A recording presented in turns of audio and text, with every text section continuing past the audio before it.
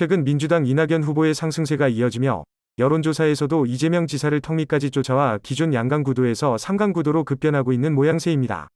그런 가운데 최재형 전 감사원장은 오세훈 서울시장을 찾아 역시 정치 고수다 가르쳐달라며 지난 재보선 단일화 과정에서의 역전 드라마를 보고 감동했다면서 본인의 과제를 둘러 말하기도 했습니다.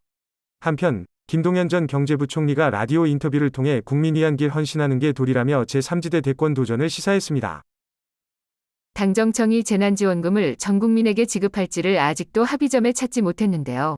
이에 민주당이 눈을 돌려 이준석 대표의 국민의힘과 손잡고 정부를 압박하는 것을 구상하고 있는 것으로 알려졌습니다.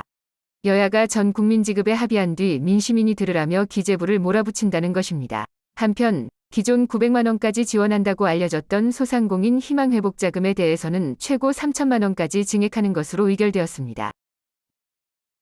한국인의 기대 수명이 약 83년으로 OECD 국가 평균보다 2년 이상 긴 것으로, 반면 자살 사망률은 10만 명당 25명으로 이들 국가 중 가장 높은 것으로 나타났습니다. 참고로 기대 수명은 해당 연도 출생아가 앞으로 살 것으로 기대되는 연수인데요. 10년 전과 비교 시 3년 이상 늘은 것으로 조사됐습니다. OECD 국가의 자살률 평균은 인구 10만 명당 약 11명으로 한국은 2배 이상에 해당합니다. 건강위험 요인으로는 과체중 및 비만 약 34%, 매일 흡연하는 비율 16% 등으로 나왔습니다. 장마가 끝나고 본격적인 무더위가 시작됐는데요.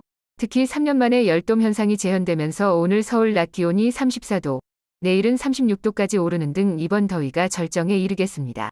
바깥 활동 중 현기증이나 두통 등이 나타나면 일단 체온을 낮춰야 하는데 이때 커피나 탄산 등 카페인 음료를 마시면 탈수 증상이 나타나 피하는 것이 좋겠습니다.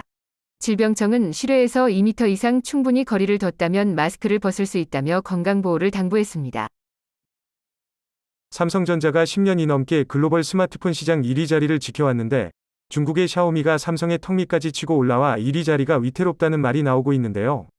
샤오미는 미국의 제재를 받는 화웨이의 빈자리를 빠르게 파고들며 점유율을 높여왔는데 올 2분기 성장률은 전년 대비 무려 83% 나나와 15%를 보인 삼성전자를 압도하고 있습니다. 한편 애플은 역대급 판매량을 보인 아이폰 12보다 신작 스마트폰의 생산량을 20% 늘린 것으로 알려졌습니다.